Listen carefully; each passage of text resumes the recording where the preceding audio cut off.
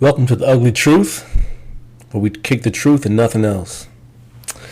So I was looking at the news the other day, and there was a story of a Minnesota cop who shot and killed an innocent woman, Officer Muhammad Noor. And allegedly he and his partner took a call on a night in Minnesota, and there was an alleged sexual abuse in progress. They took the call. They went out to the dark alley, and Officer Noor mistakenly shot a woman who tapped on the window of his car, and she was the one who reported the actual incident.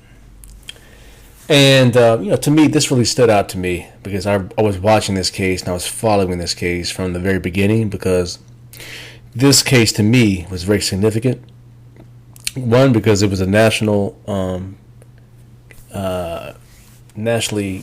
televised event with an officer of color and a unarmed white person, and I wanted to see how America would react to this, how the justice system would react to a black officer shooting an unarmed white person. And I wasn't surprised at the outcome. And I'll say this: I think the officer got the appropriate sentence, 12 and a half years. I think that's a great thing. I mean, unfortunately, someone died, and 12 and a half years will never bring her back and her family and their pain. And it's just a bad situation. And I think there needs to be true reform with the criminal justice system in this country, with police officers and excessive force that they use on American citizens. It's unjustified. But I look at this case, and to me, I'm very, again, I have mixed emotions. Again, I think it's a good thing that the officer was punished for this mistake.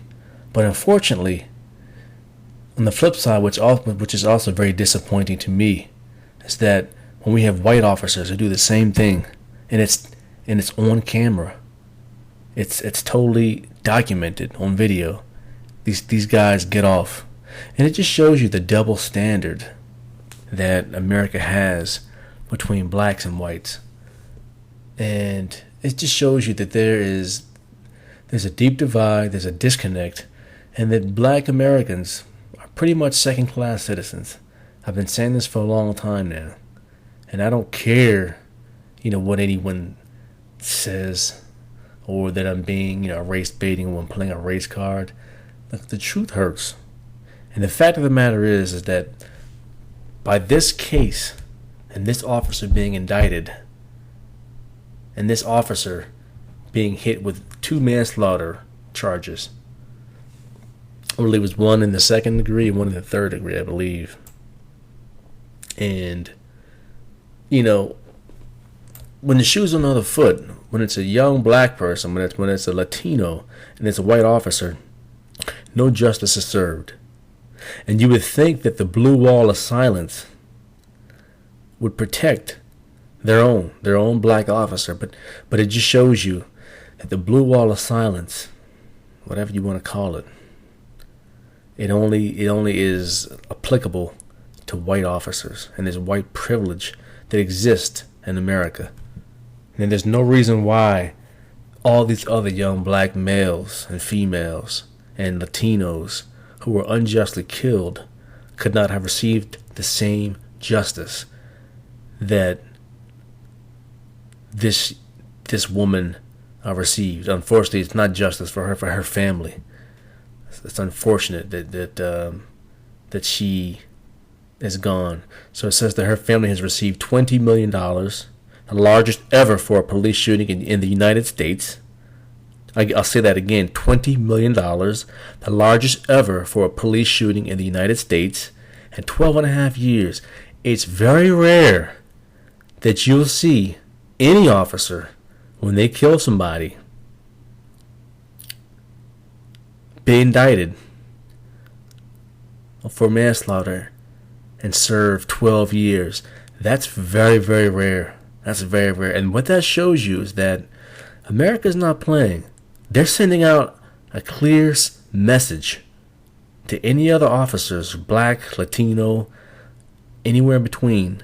They will not tolerate you killing white women or white people, unarmed white people. They won't have it. See, they send a message out, and that's letting you know we will not tolerate this. But yet, when the shoe's on the other foot, when there's an unarmed black man or unarmed black woman or Latino, again, the justice system sends out a message. You can do this. As a matter of fact, even if it's on camera, you still can do it. We're going to find ways to vilify the victim. We're going to find ways to protect this rogue officer in these circumstances.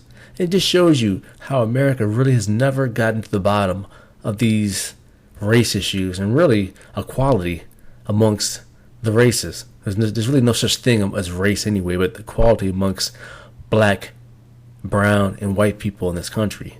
And it's a shame that in 2019, blacks and people of color cannot get justice from this police system that we have in this country. And that's why it's a wake-up call for people out here. Because most people are not paying attention. But if you're paying attention, it's so clear. They're sending a message out. It's a clear message. We will not tolerate this. We will not tolerate any minority officers killing our own whites. And you can label this as whatever you want, as me being on a rant that's anti-police or whatever. It's not. It's the truth. And the truth hurts. So it just when is there ever going to be a situation when there's going to be true equality and true justice in this country? And again, I'll say this, I am very pleased that this officer is locked up. I'm not for this officer. Okay? I'm always for the truth. I'm always for what is right. And when this officer made a mistake, he did. He didn't mean to do it. I'm sure he did not get into his squad car that night with the intent to kill somebody. I'm sure he did not. But he made a mistake, and he has to pay for it. He does. But I want every other officer to be held to that same standard that Officer Noor was held to. But unfortunately, it's just not. America is telling you, we don't value your life. There's going to be two scales of justice, one for white and one for black. And there's nothing you can do about it. They just told you. $20 million civil lawsuit the city paid, the largest in U.S. history. 12 and a half years. How many times have we seen video footage of officers shooting and killing unarmed black and brown people on camera, mind you, and they get off scot-free? Scot-free. See, that's what's wrong with this country. And unfortunately, this can't continue on, because what's going to happen is this. People are paying attention. Some people are paying attention.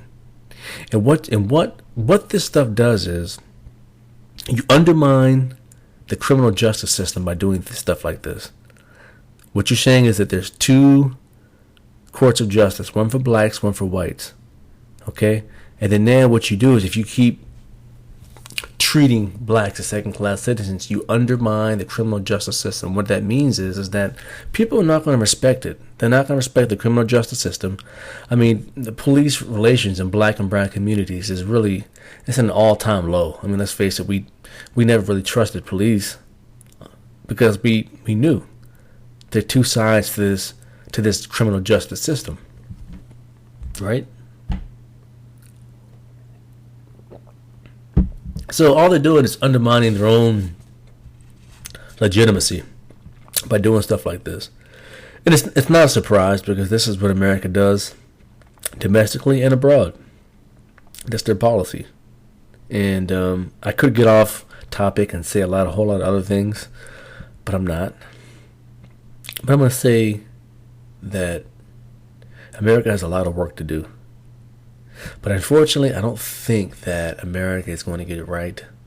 And unfortunately, I think that America has I think we've missed the boat on these social issues with racial equality, criminal justice reform. We've missed the boat, and unfortunately, we're going to have a situation in this country. There's going to be some incident. I don't know when it's going to be, but there's going to be an incident where someone dies, and people are going to take to the streets nationwide because we have social media, and there's going to be massive civil unrest. There's going to be riots. There's going to be anarchy. And I'm not promoting anarchy, not at all. I'm not for it. As a matter of fact, when it happens, I won't be a part of it because I don't believe in anarchy. But see, America is causing this and bringing this upon herself because she's blatantly abusing powers and blatantly parading around racism in the criminal justice system. So basically, no one's going to respect it. Black and brown people will not respect it, and this can only go on, but for so long. Because it's a bully mentality that we can bully you because you have no power. But eventually, the little guy always finds a way to strike back, and it's just unfortunate. But